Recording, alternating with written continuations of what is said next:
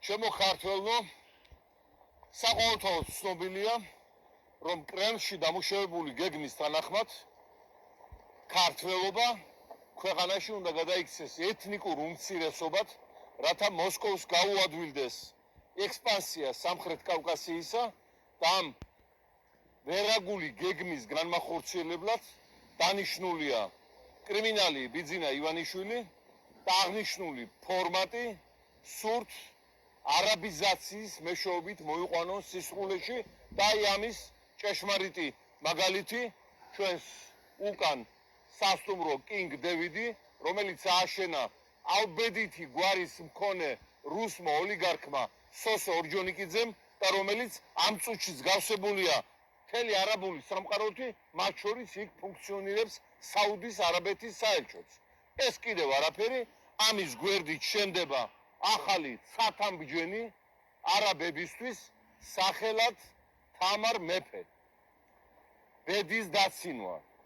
დავითმა დიდი საქართველოს შექმნა ცნობილია იმით, რომ დაამთავრა აქ არაბთა ბატონობა 900 წლის წინ და დღეს დავითის სახელობის სასტუმროებში და თამარის სახელობის სათამბჯენებში უკან ეპატიჟება ივანიშვილი არაბულ სამყაროს.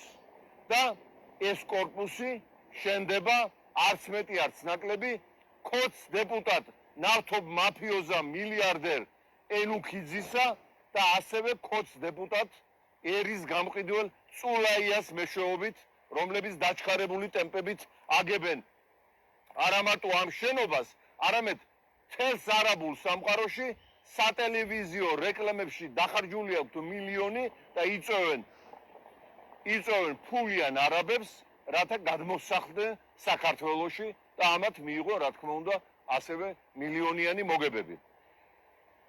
ჩვენ ხსნით შავ წიგნს, რომელშიც შევიყვანთ ყველას, ვინც საქართველოს გაყიდვა გადაწყვიტა არაბებზე და პირველები ერთ-ერთი ივანიშვილთან ერთად იქნებიან ეს ორი არამზადა, ენუქიძე და წულაია.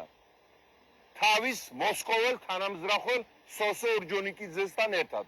გარდა ამისა, ჩვენ სამივე აი ამ ეროვნულ პარაზიტს, ენუქიძეს, წულაიას და სოსო ორჯონიკიძეს წარმოვადგენთ საერთაშორისო სანქციებზე, როგორც მოსკოვისა და ივანიშვილის ხროვის წევრებს, რომელთა მიზანია გადააშენონ ქართველობა საქართველოდან.